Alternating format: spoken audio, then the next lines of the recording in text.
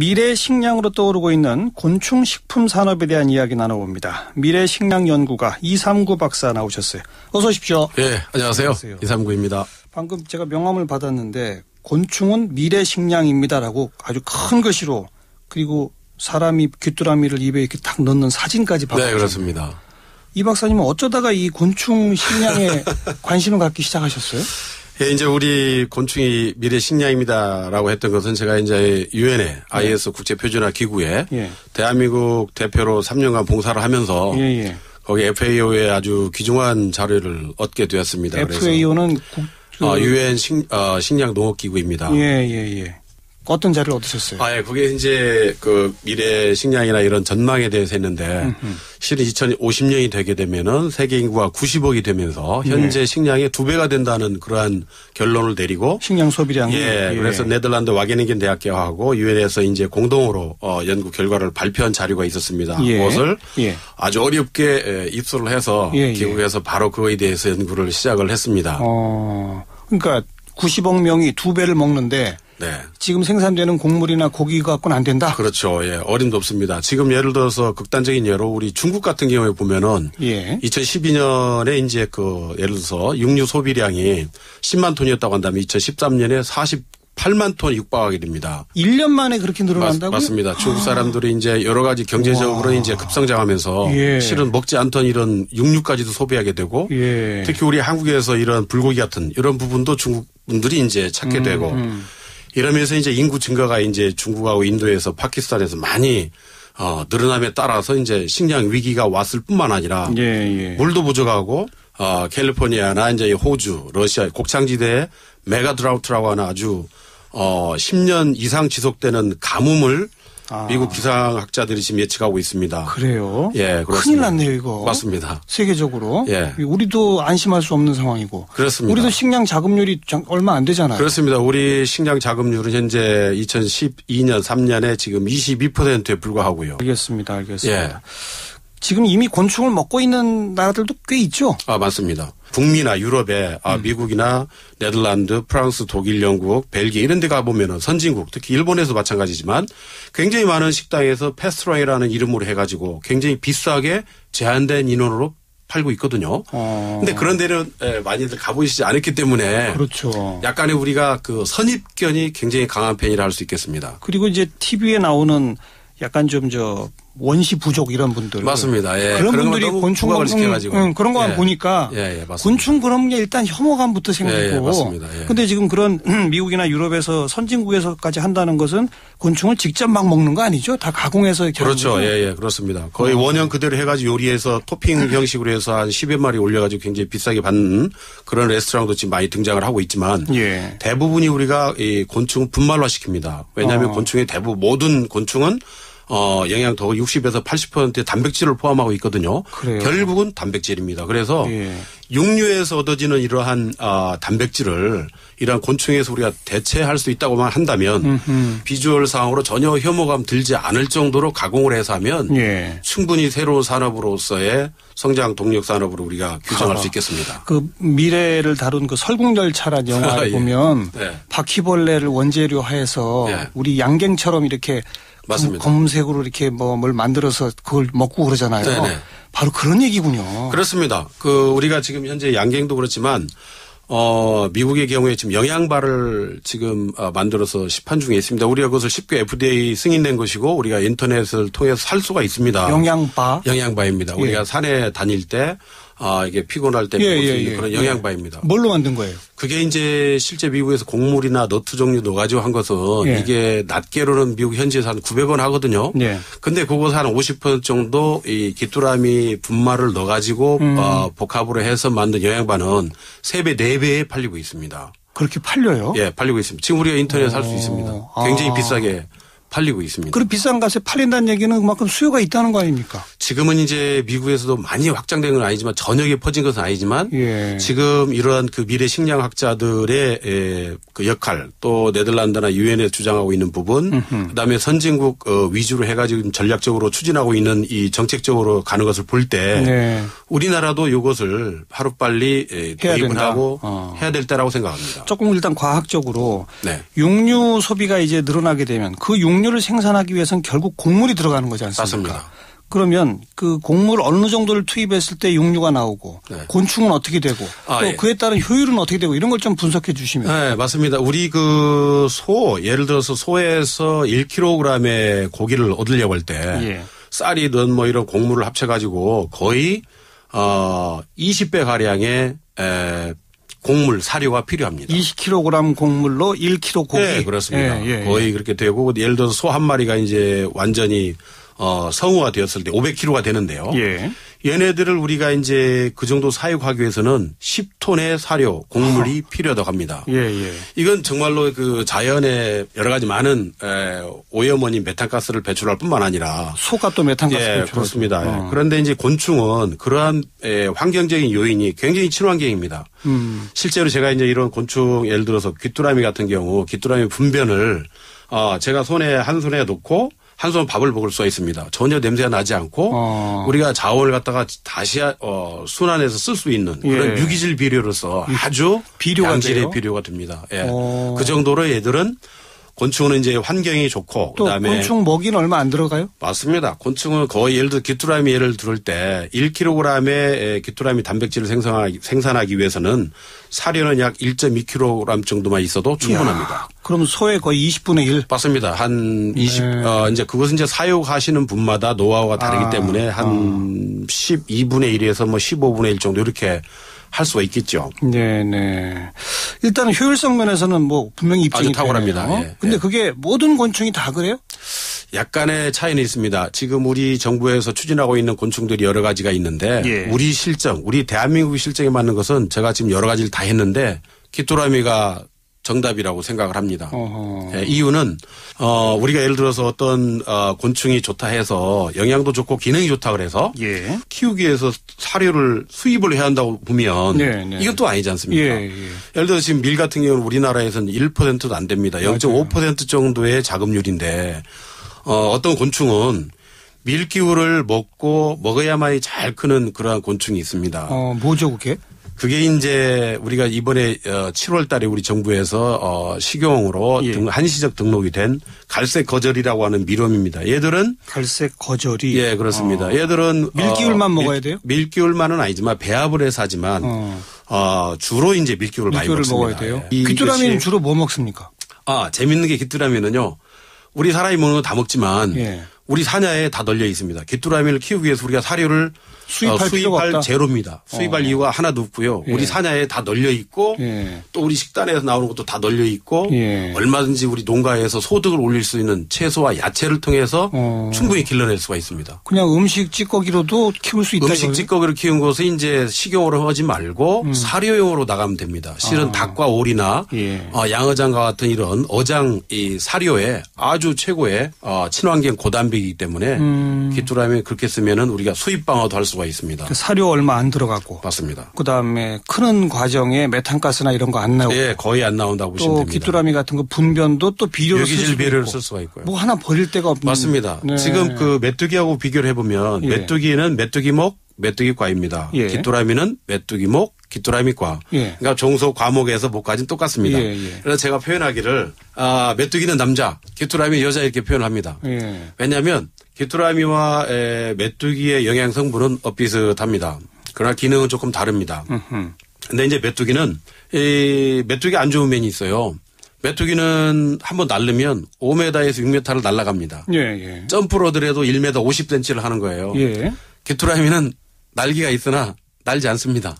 아, 그런가요? 점프로더라도 15cm입니다. 메뚜기가 그렇게 5m씩 6m씩 날아가고 1m 50cm씩 점프를 한다고 보면 사료를 생각해 보세요. 사료. 예. 그다음에 사육 공간을 생각해 보세요. 공간이 넓어야 되는군요. 맞습니다. 귀뚜라미는 좁아도 되고. 그렇습니다. 따라서 우리가 우리나라 같이 면적이 좁은 땅에서 국토 면적을 최대한 활용할 수 있고 그래서 제가 말하는 우리나라 실정에 맞는 식용곤충은 귀뚜라미가 가장 어울리지 않겠나라고 생각을 하는 것입니다. 그래서 이 박사님은 귀뚜라미 관련된 특허도 4개나 갖고 있다고요? 예, 이제 그 중에 하나가 이제 지금 우리 이제 모든 곤충들 1년에 1사이클이거든요. 라이프 사이클이. 1년에? 예, 한 번 자연사에서는. 그런데 이제 농가에서나 지금 우리 유엔에서 지금 제안을 하고 보고를 한 귀뚜라미 사이클은 45일에서 60일 정도입니다. 한 사이클이.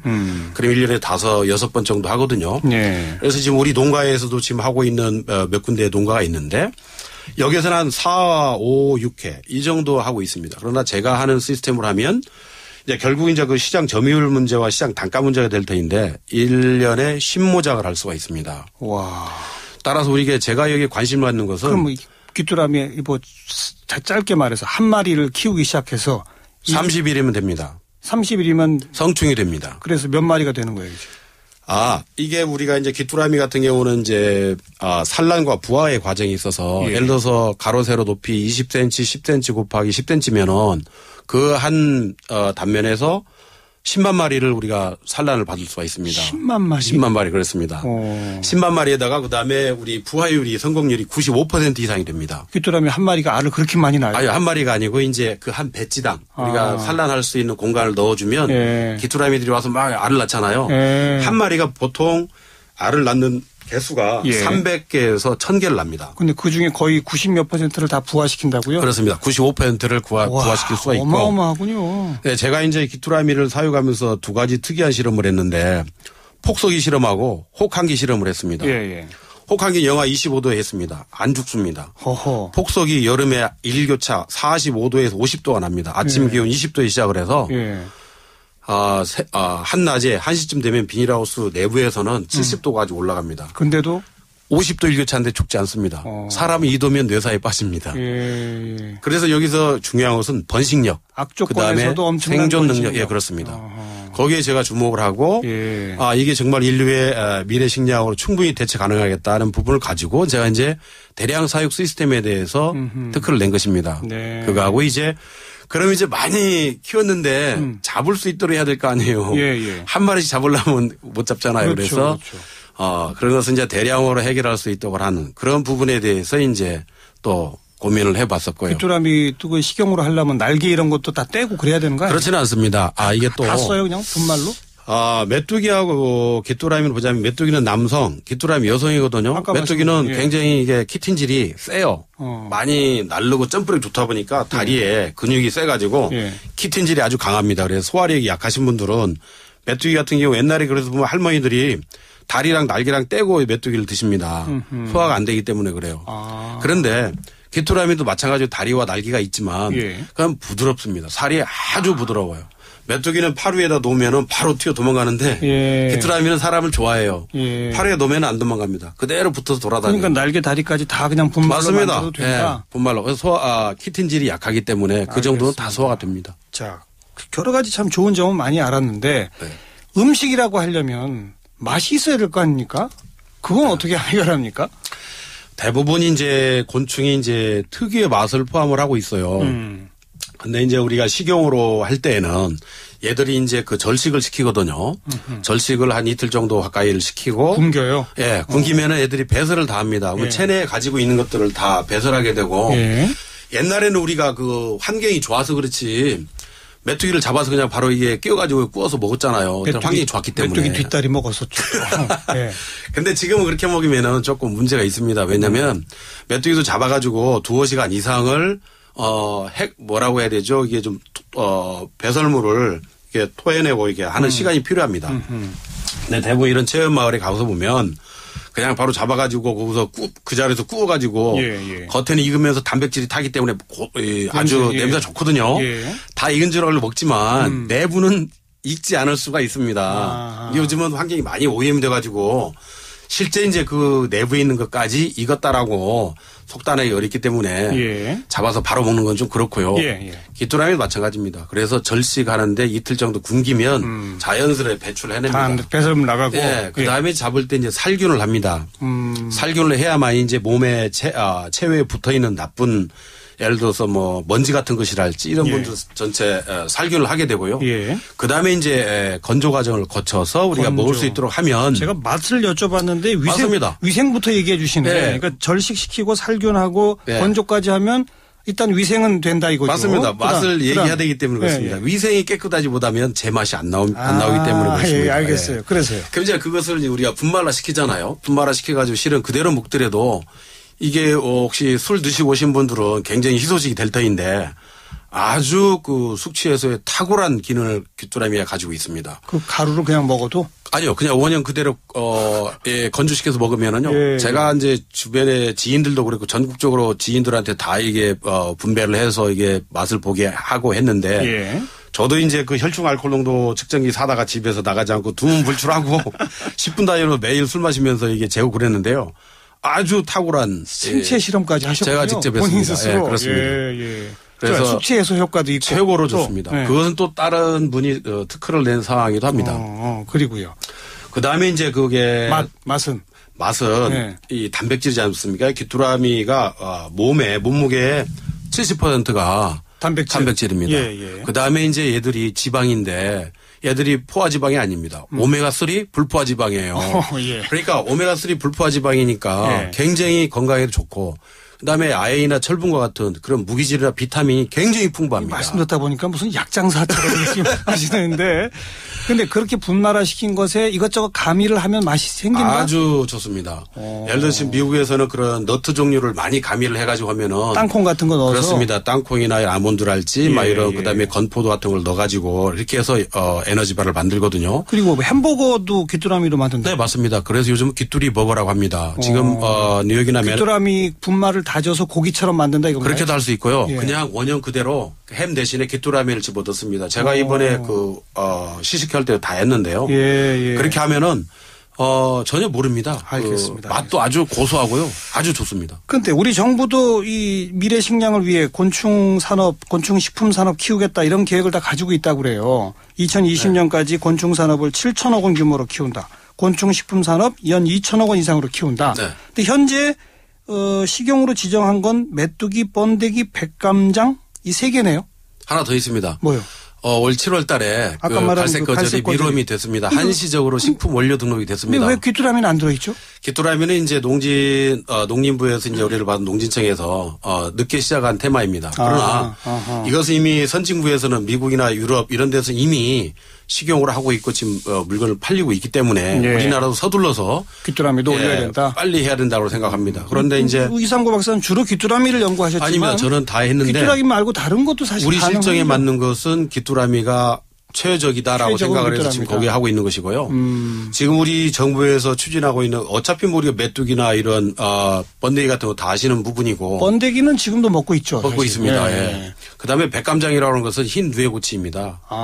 그 누에고치이고 그다음에 이제 그 쌀 거저리가 이제 이번 7월 달에 된 것이고 그다음에 지금 흰점박이 꽃무지 애벌레가 있습니다. 흰점박이 꽃무지는 뭐냐면 우리 옛날에 보면 집세기 2역 밑에 나오는 조그마한 군뱅이가 있습니다. 우리 동의보감에도 좋다라고 되어 있는 그 군뱅이가 있고 그다음에 요즘 아이들 그 학습용으로 쓰는 장수풍뎅이가 있어요. 이만합니다. 굉장히 큽니다. 장수풍뎅이. 5cm 이상. 그것도 먹어요? 그 애벌레입니다. 그 애벌레를 역시 먹는다? 역시 그 단백질이 좋기 때문에 그런 애벌레들도 역시 뭐 분말화 시킵니까? 맞습니다. 애벌레는 좀 모양이 징그러워서 그냥 먹기가 좀 그럴 것 같아가지고. 말립니다. 건조를 시키면은 납작해지고 그래서 그걸 이제 가루로 해서 환으로 한 달치 이렇게 하고 있습니다. 그런 맛들이 다 조금씩 달라요? 약간 다릅니다. 다 드셔보셨어요? 맞습니다. 갈색 거저리 같은 경우에는 제일 맛있는 게 어떤 거였어요? 귀뚜라미입니다. 역시 귀뚜라미에 빠져 계셔.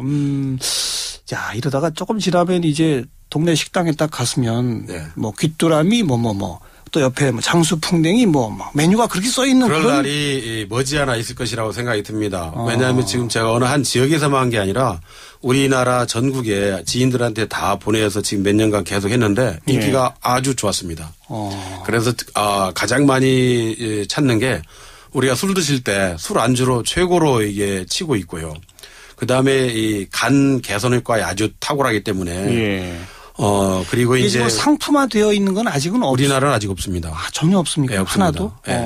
이제 사료로만 나갑니다. 닭이나 오리 사료, 그다음에 파충류 사료 이런 사료로만 나가고 있고 아직 식용은 우리 안 되고 있습니다. 이제 그러니까 뭐 식용으로 지정을 몇 가지씩 하고 있는 단계고 그렇습니다. 그렇게 지정이 되면 그걸 개발해서 이제 상품화하는 회사들이 생길 것이고 많이 생기겠죠. 그러면 이제 그게 수요가 맞으면 산업으로 커갈 것이군요. 그렇습니다. 지금은 그런 이른바 걸음마를 떼고 있는 단계라고 봐야 되겠군요. 그렇다라고 볼 수 있겠습니다. 그래서 먼저 우리가 이제 세계 시장을 선도적으로 점유하려면은 인식의 전환이 있어야 되겠다 생각을 해서 제가 지금까지 이렇게 시시케라면서 했는데 아까 말씀하신 그 7천억이다 2천억이다 이것은 숫자에 불과한 것 같고요.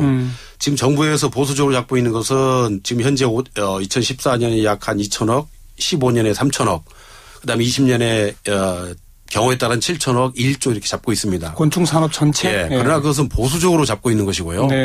저는 제가 이 곤충 연구를 하면서 일반인이 상상할 수 없는 실험을 다 했습니다. 실험과 연구를 다 해가지고 볼 때 앞으로 우리 이 곤충 산업은 자동차 산업 못지않는 신성장 동력 산업으로 수십조 원의 블루오션으로 가치가 있다라고 생각을 합니다. 어떤 의미로 보면은 성장 동력을 찾는다는 차원에서 새롭게 이걸 개발해 본다가 아니라 사실은 미래 전 세계적 식량 위기에 대처하기 위해서 안 하면 안 되는 연구. 맞습니다. 그 안 하면 안 되는 연구를 이왕 할 것 제대로 하면 이렇게 또 성장까지 이끌어낼 수 있다. 이 말씀이 아니겠습니까? 그렇습니다. 오늘은 걸음마만 일단 떼는 단계로 말씀 듣겠고요. 이 방송 들으시는 분들 아우 징그러워 뭐 이러시지 말고 한번 생각을 바꿔보시기 바랍니다. 여기까지만 말씀드려야 될 것 같네요. 네. 감사합니다. 미래식량연구가 239 박사에게 좋은 공부를 했습니다. 박사님 오늘 고맙습니다. 네. 감사합니다.